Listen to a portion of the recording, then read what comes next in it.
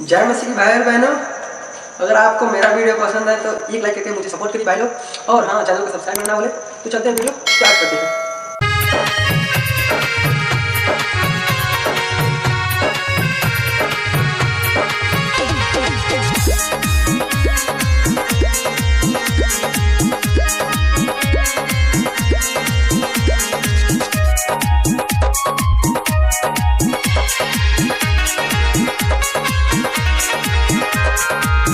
कवना कसूरवा यीशु जी हमारा से भइल हो, ए प्रभु जी हमारा से भइल हो।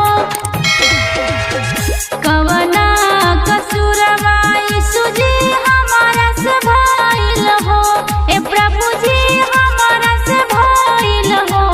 ए यीशु जी दुखवा में कटे मोर जिंदगी आई दुखवा नायो रात बाटे हो।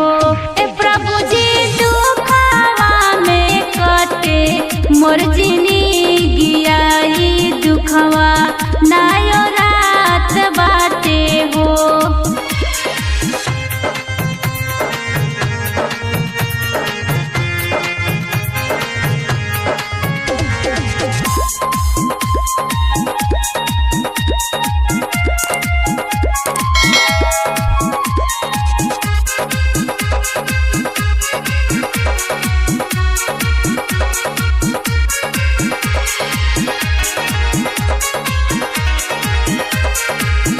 बनल समैया में प्रभु यीशु सगो संगतिया हो, ए प्रभु यीशु सगो संगतिया हो।